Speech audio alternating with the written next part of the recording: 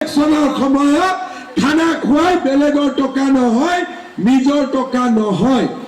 শ্ৰদ্ধা ৰাইজ, ইলেকশনৰ আগত খানা খুৱাব লাগে নে সদায় অৰুণোদয় পাব লাগে?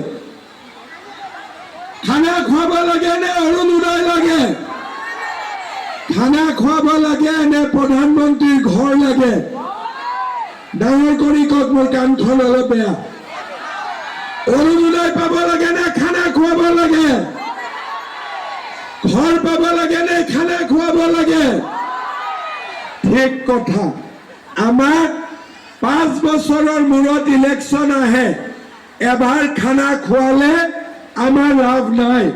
কিন্তু যদি আমি অৰুণোদয় পাওঁ 1250 টকা আমি মাহত সদায় পাই থাকিম।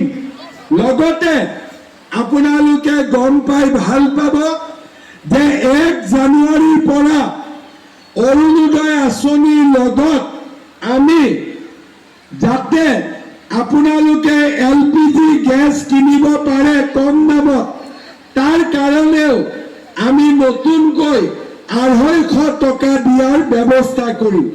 তাৰ মানে অৰুণোদয় 1250 আৰু গেছ হ'ল 250, 1500 টকা আমি মাহত পাম। কিন্তু আমি ইয়াততো নাপাম, ইয়াততো কাৰো অৰুণোদয় নাই। সেইকাৰণে এইবাৰ আমি বিজেপিৰ চৰকাৰ কৰিব লাগিব। আৰু মই আপোনালোকক কথা দিছো, ধুৰিবাৰীৰ সকলো দুখীয়া পৰিয়ালক মই অৰুণোদয় দিয়াৰ ব্যৱস্থা কৰিম। হ'ব? হ'ব নে নহ'ব? বিজেপিক জিকাব? জিকাব নে নিজিকাব? পাক্কা জিকাব? সকলোৱে অজয় ৰয় এইবাৰ ভোট দিব। কাৰণ অজয় ৰয় MLA আছিলে, মোৰ লগত কাম কৰিলে। এইবাৰ BTCত বিজেপিৰ চৰকাৰ হ'ব আৰু অজয় ৰায়ক আমি EM বনাম, যাতে ধুৰিবাৰী ৰাইজৰ কাম কৰিব পাৰে। বনাব লাগে নে নাই EM? হ'ব লাগে নে নাই? আৰু অজয় ৰয়ক আমি BTCৰ চৰকাৰত EM পাতিম আৰু ধুৰিবাৰী ৰাইজক অৰুণোদয় আঁচনি পোৱাৰ ব্যৱস্থা মই কৰি দিম। শ্ৰদ্ধা ৰাইজ, আজি আপোনালোকে জানে যে আমাৰ বিজেপি চৰকাৰখনে বহুত আঁচনি হাতত লৈছে। কলেজত নামভৰ্তি কৰিব পইচা নালাগে। ছোৱালীয়ে যদি কলেজত পঢ়ে 11-12ত 1000 টকা, ডিগ্ৰী পালে 1250 টকা, PG পালে 2500 টকা। আজি আমি ছোৱালী ক্লাছ 9ত চাইকেল দিছো, হায়াৰ ছেকেণ্ডাৰীত আমি স্কুটি দিছো। আজি আমি অৰুণোদয় আঁচনি দিছো। মহিলা উদ্যমিতা সেল্ফ হেল্প গ্ৰুপৰ মহিলাসকলক আমি 10,000কৈ টকা দিয়াৰ ব্যৱস্থা কৰিছো। কিন্তু বিজেপিৰ চৰকাৰ BTCত নোহোৱাৰ কাৰণে এই আঁচনিবিলাকৰ সুবিধা আমাৰ ৰাইজে নাপায়। বহুত চেষ্টা কৰিব লাগে, কিন্তু কোকৰাঝাৰৰ পৰা ধুৰিবাৰীলৈ আঁচনি নাহে। আমি সদায় কওঁ যে BTCত সকলো জাতি জনগোষ্ঠীৰ লোক আছে। হিন্দু আছে, মুছলমান আছে, খ্ৰীষ্টিয়ান আছে। আমাৰ ইয়াতে বড়ো ৰাইজ আছে, আমাৰ ইয়াতে বঙালী, হিন্দু, কোচ ৰাজবংশী, নাথ, যোগী, আমাৰ বিভিন্ন জাতি উপজাতি, কলিতাৰ পৰা আৰম্ভ কৰি আমাৰ হালৈৰ পৰা আৰম্ভ কৰি বিভিন্ন জাতি উপজাতি লোক আমাৰ BTCত বাস কৰে। আমাৰ মদাহী, বৰ্মন কছাৰী, শৰণীয়া কছাৰী 26টা জনগোষ্ঠী বিটিচিত বাস কৰে। নেপালী, গোৰ্খা সকলো ৰাইজ বিটিচিত বাস কৰে। আমি সদায় চেষ্টা কৰিব লাগে যাতে সকলো শ্ৰেণীৰ ৰাইজে উপকৃত হ'ব পাৰে, সকলো শ্ৰেণীৰ ৰাইজ যাতে আগবাঢ়ি যাব পাৰে। আৰু সেই কাৰণে আমাক এখন বিজেপিৰ চৰকাৰ লাগে যাতে বিজেপি চৰকাৰৰ নেতৃত্বত আমি সকলোৱে আগবাঢ়ি যাব পাৰো। আজিও বিটিচি টকা পইচা কোনে দিয়ে? বিজেপিয়ে দিয়ে। গাড়ীত তেল কোনে ভৰায়? গাড়ীত তেল বিজেপিয়ে ভৰায়। আৰু ড্ৰাইভাৰ কোন? BPF নহলে UPPL। কিন্তু এইবাৰ গাড়ীত তেলো আমি ভৰাম আৰু গাড়ীৰ ড্ৰাইভাৰো বিজেপি হ'ব আৰু আপোনালোক সব পেছেঞ্জাৰ হ'ব। নহলে আমাক গাড়ীত নুঠায়, ড্ৰাইভাৰে গাড়ীত আমাক নুঠায়। আমি পিছ পৰি গৈ আছো। সেইকাৰণে তেল দিব নৰেন্দ্ৰ মোদী, দিছপুৰৰ পৰা বিজেপি, ড্ৰাইভাৰ বিজেপি, পেছেঞ্জাৰ থুৰিবাৰীৰ ৰাইজ হ'ব।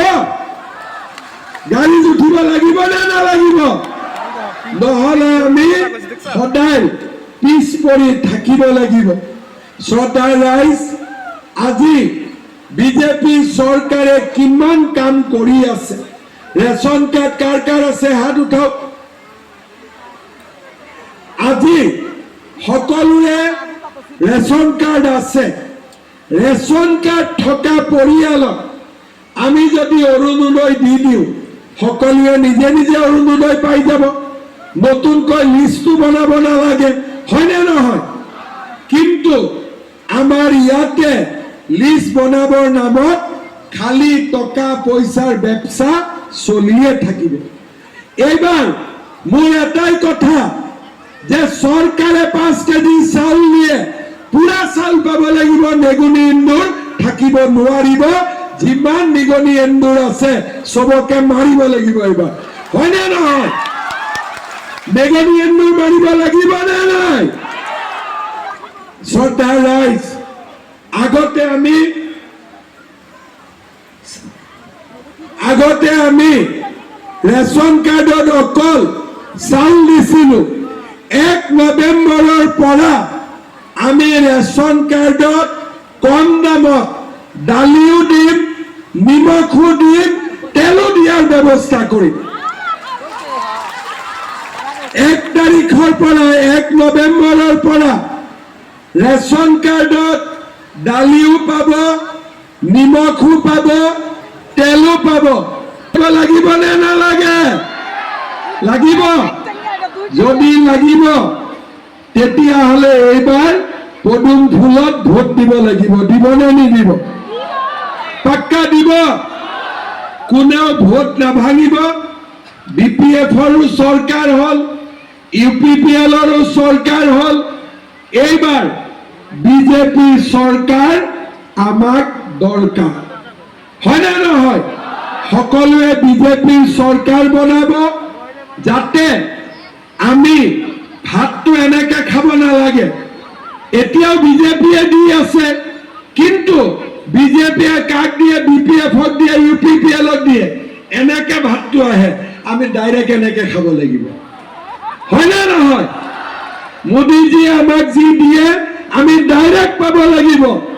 দিছপুৰৰ পৰা অৰুণোদয় আহে, আমি ডাইৰেক্ট পাব লাগিব। আৰু তাৰ কাৰণে আমি বিজেপিৰ চৰকাৰ এইবাৰ কোকৰাঝাৰত আমি বনাব লাগিব। শ্ৰদ্ধাৰ ৰাইজ, ইলেকশ্যন ছেপ্টেম্বৰ আৰু অসমৰ ইলেকশ্যন এপ্ৰিল। ইমান দিন নালাগে। ছেপ্টেম্বৰত ইলেকশ্যন হৈ যাব। নৱেম্বৰ মাহৰ ভিতৰত আপোনালোকক অৰুণোদয় দিয়া, ৰেচন কাৰ্ডত দালি চাউল তেল দিয়া, দালি চাউল নিমখ দিয়া, আৰু আমাৰ সকলো ৰাইজক সমান অধিকাৰ দিয়া আমাৰ দায়িত্ব হ'ব। আজি আমাৰ BTCত কিমান ৰাইজে বাস কৰে, অজয়ে মোক সদায় কয় যে দাদা মাটিৰ কামটো সমাধান কৰি দিয়ক। বিজেপিৰ চৰকাৰ নাই, কিবা ক'লেও নহয়গৈ। আমি এইবাৰ আমাৰ ইলেকশ্যনৰ ঘোষণা পত্ৰত কৈছো, যিমান লোক BTCত স্থায়ীভাৱে বাস কৰিছে, এইবাৰ মাটিৰ অধিকাৰো আমি সকলোৱে পাব লাগিব। দেউতাকৰ মাটি পুতেকৰ নামলৈ আহিব লাগিব আৰু আমাক মাটিৰ পট্টাও দিব লাগিব। বিজেপি নহলে এই কাম কেতিয়াও নহব। সদায় আমি ইলেকশ্যনত ঘোষণা কৰিম, কিন্তু কাম কেতিয়াও নহব। যেনেকে আজি আমি অসমত মিছন বসুন্ধৰা আনি সকলোকে মাটি পোৱাৰ ব্যৱস্থা কৰি দিছো, তেনেকৈ এবাৰ